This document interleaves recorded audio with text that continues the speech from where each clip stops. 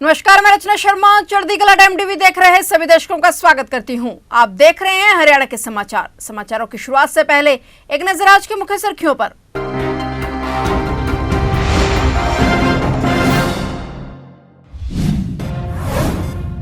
Haryana budget सत्र का आज आखिरी दिन, प्रश्नकाल शून्यकाल के साथ समापन। कल सीएम सैनी ने भी की थी 3.5 घंटे की चर्चा।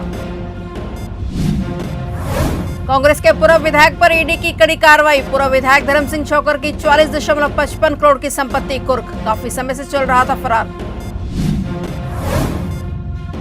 हरियाणा में ईद की छुट्टी पर सियासी बवाल। कांग्रेस विधायक आफ्ताब अहमद ने उठाए सवाल। सीएम नायब सैनी ने दी ईद की बधाई।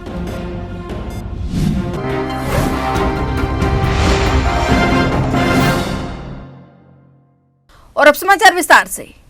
हरियाणा विधानसभा का बजट सत्र आज 28 मार्च 2025 को अपने अंतिम दिन पर पहुंच गया है। सत्र के 12वें दिन और अंतिम दिन की शुरुआत प्रश्नकाल से हुई, जिसके बाद शून्यकाल आयोजित किया गया। हालांकि बिजनेस एडवाइजरी कमेटी की रिपोर्ट में शून्यकाल का उल्लेख नहीं था, लेकिन गुरुवार को बजट भाषण के चलते स्पीकर हरविंदर कल्याण ने इसे शुक्रवार के लिए निर्धारित किया, जिसके तहत आज इस पर भी बहस हुई। वहीं इस सत्र में मुख्यमंत्री नायब सिंह सैनी ने कल गुरुवार को बजट चर्चा पर 3.5 घंटे का लंबा जवाब दिया था। वहीं सत्र के इस अंतिम दिन सभी की नजरें प्रश्नकाल और शून्यकाल पर रही। सत्र का आखिरी दिन भी हंगामेदार रहा। हरियाणा से कांग्रेस के पूर्व विधायक पर ईडी ने कड़ी कार्रवाई की है। ईडी ने पूर्व विधायक धर्म सिंह छोकर और उनके दोनों बेटों सिकंदर छोकर और विकास छोकर की कंपनियों मैसेज साई आईना फार्मर्स प्राइवेट लिमिटेड से संबंधित 44 करोड़ 55 लाख रुपए की संपत्ति को कुर्क किया है। गैर जमानती वारंट जारी होने के बावजूद धर्म सिंह छोकर और विकास कोर्ट में पेश नहीं हुए। नतीजतन कोर्ट ने उन्हें 19 मई को पेश होने के निर्देश दिए हैं। ईडी ने गुरुग्राम पुलिस द्वारा साई आईना फॉर्म्स और संबंधित संस्थाओं के खिलाफ धोखाधड़ी और जालसाजी के लिए आईपीसी की विभिन्न धाराओं के तहत दर्ज एफआईआर के आधार पर जांच शुरू की। धर्म सिंह छोकर पानीपत जिले की स्मालखा सीट से विधायक रह चुके हैं। ये कार्रवाई ईडी की टीम ने पीएमएलए 2002 के प्रावधानों के तहत 3700 से अधिक घर खरीदारों को धोखा देने और 500 करोड़ रुपए से अधिक की हेराफेरी के मामले में स्थायी रूप से की है। और ईडी की टीम द्वारा कुर्की की संपत्तियों में दिल्ली, गुरुग्राम, फरीदाबाद और पानीपत में स्थित 13 अचल संपत्तियां शामिल हैं। हरियाणा में ईद की छुट्टी पर सियासी बवाल मचा हुआ है। हरियाणा में ईद की गजटेड छुट्टी को रद्द करने का मामला हरियाणा विधानसभा में भी उठा। कांग्रेस विधायक आफ्ताब अहमद ने कहा कि हमारा एक ही त्योहार होता है, ये पूरे हिंदुस्तान में मनता है, लेकिन हरियाणा में पहली बार ईद की गजटेड छुट्टी रद्द कर दी गई है। ईद से ठीक 5 दिन पहले 31 मार्च की छुट्टी को गजटेड हॉलिडे के बजाय रिस्ट्रिक्टेड हॉलिडे में तब्दील कर दिया गया है। और वहीं हरियाणा सीएम ने ईद की बधाई देते हुए कहा कि बेवजह इसे मुद्दा न बनाया जाए। सर, मैं आपके माध्यम से एक बात और कहूंगा। कल ही चीफ सेक्रेटरी ने एक नोटिफिकेशन किया है। हमारा ईद उल फितर का त्यौहार जो है, रमजान चल रहे हैं, ईद उल फितर का त्यौहार 31 तारीख का है और उसमें सिर्फ इसलिए कि ईयर एंड पे उसको जो है रिस्ट्रिक्टेड हॉलीडे बना दिया गजटेड हॉलीडे के लिए। सर, एक ही त्यौहार और मैं आपसे क्या बोलता है, ये कल नोटिस सर ये पूरा हिंदुस्तान में मनना है। कोई यही थोड़ी की 31 मार्च। एक मिनट, मैं कुछ बता रहा हूँ। मुख्यमंत्री मान्य अध्यक्ष जी, उसके ऊपर विचार हुआ है, मंथन हुआ है, क्योंकि ये लास्ट ईयर इसके दिन है ईयर के, और उसके अंदर शनिवार फिर इतवार फिर आगे छुट्टी, क्योंकि कई ट्रांजैक्शन लास्ट में होती है, उसके लिए आरएच किया उसको। नहीं, देखिए लास्ट के हमने ये किया है क्योंकि 31 तारीख आरएच होनी चाहिए उसके अंदर, क्योंकि वो ईद उल फितर का पर्व है। और नहीं 31 लास्ट दिन है ना जी, लास्ट दिन है वो। के लिए भी है 31 का कोई नहीं, हमारे यहाँ सब जगह चल रहा है, सबके ये लगातार छुट्टियां आई है, लगातार छुट्टियों के कारण। हाँ जी, मान्य अध्यक्ष जी, मेरा निवेदन है कि इसको कोई मुद्दा ना बनाए, क्योंकि ठीक है आफ्ताब जी आपने बात रख ली है व्यवस्था के अनुसार किया है।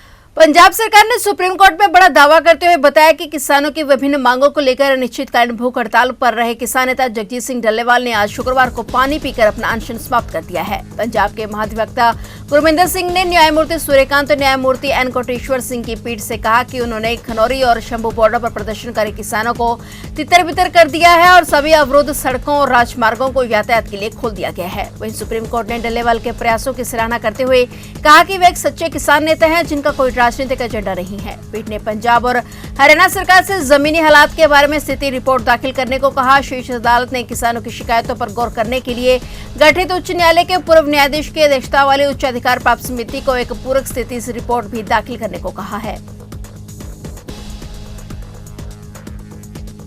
हरियाणा सरकार ने राज्य के सरसों उत्पादक किसानों को बड़ी राहत देते हुए एक दिन में 40 क्विंटल तक सरसों बेचने की अनुमति दे दी है। इससे पहले किसानों को एक दिन में केवल 25 क्विंटल सरसों बेचने की सीमा दी गई थी, जिसे अब बढ़ा दिया गया है। कृषि विभाग के निदेशक ने हैफेड के प्रबंध निदेशक, Haryana state warehousing corporation के एमडी, नेफेड के स्टेट हेड और नेशनल कोऑपरेटिव कंज्यूमर फेडरेशन के हरियाणा प्रमुख को पत्र लिखकर आवश्यक कार्रवाई के निर्देश दिए गए हैं। ये निर्णय केंद्र सरकार द्वारा गरीब परिवारों को राशन डिपो के माध्यम से दी जाने वाली सहायता योजना के तहत दिया गया है और केंद्र सरकार की इस योजना में सरसों खरीद की सीमा बढ़ाने का निर्णय लिया गया था, जिसके तहत हरियाणा सरकार ने भी किसानों को ये राहत दी है।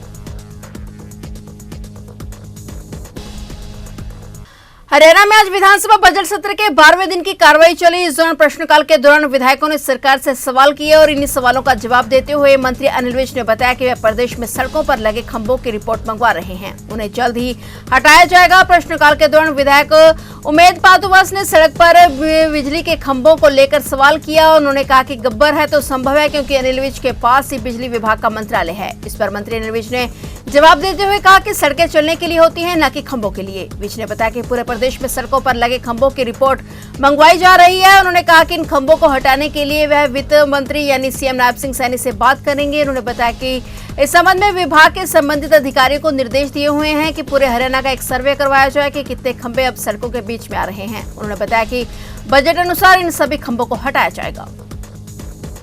श्रीमान जी, बिजली के खंभे शुरू से सुरक्षित स्थानों पर लगाए जाते हैं। हालांकि सड़क चौड़ीकरण या भूमि सीमांकन के कारण कुछ खंभे समय के साथ असुरक्षित हो सकते हैं। पिछले 3 वर्षों में बाजड़ा विधानसभा क्षेत्र में 205 असुरक्षित खंभों को सुरक्षित स्थान पर स्थानांतरित किया गया है। ख का जवाब है हाँ श्रीमान।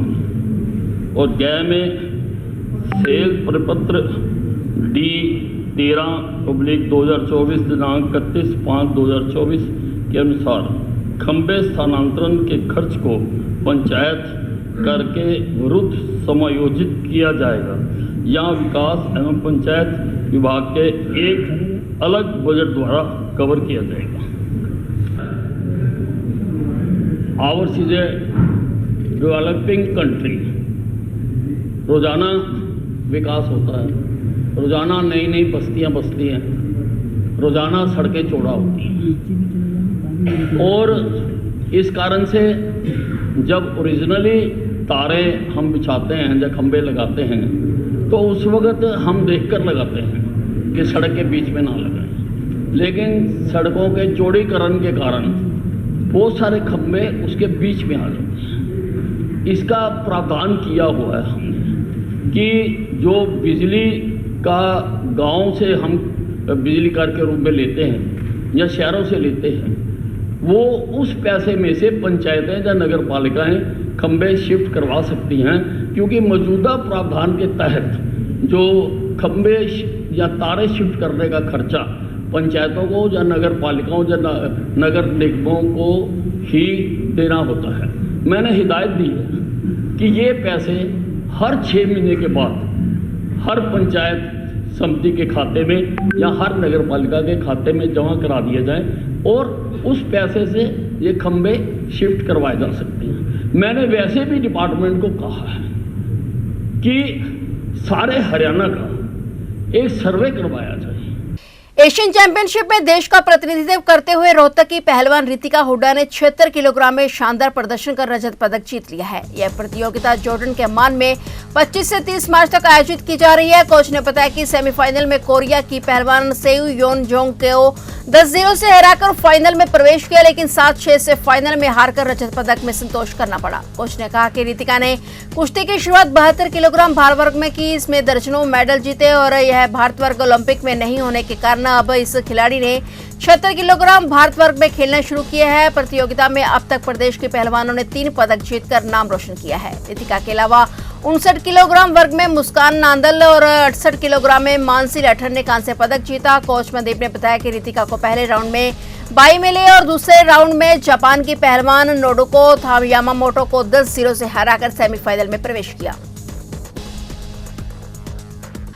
पंचकुला में एक बार फिर तेज रफ्तार का कहर देखने को मिला, जहां सेक्टर 1 माचरी चौक पर अनियंत्रित होकर एक गाड़ी दुकान में जा घुसी और गाड़ी कंट्रोल में न होने के चलते दुकान में बैठे दुकानदार और एक अन्य व्यक्ति को गंभीर रूप से घायल कर दिया। अस्पताल में उपचार के दौरान दोनों की मौत हो गई। मौके पर मौजूद लोगों ने बताया कि गाड़ी चालक नशे में था और उसने तेज रफ्तार गाड़ी को दुकान के अंदर घुसा दिया। हादसे के बाद गाड़ी चालक मौके से फरार हो गया। वहीं मौके पर पहुंचे सेक्टर 5 थाना के जांच अधिकारी परवीन ने बताया कि आरोपी की तलाश के लिए पुलिस टीम लगा दी गई है।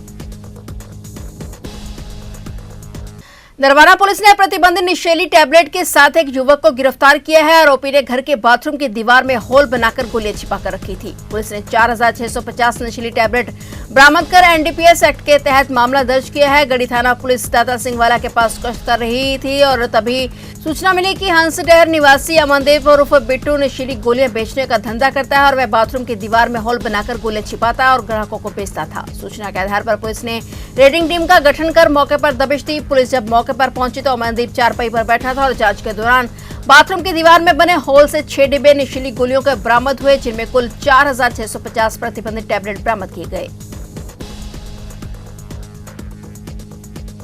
फिलहाल हरियाणा के समाचारों में इतना ही और नए समाचारों के साथ फिर से हाजिर होंगे। तब तक के लिए देखते रहिए चढ़ती कला टाइम टीवी।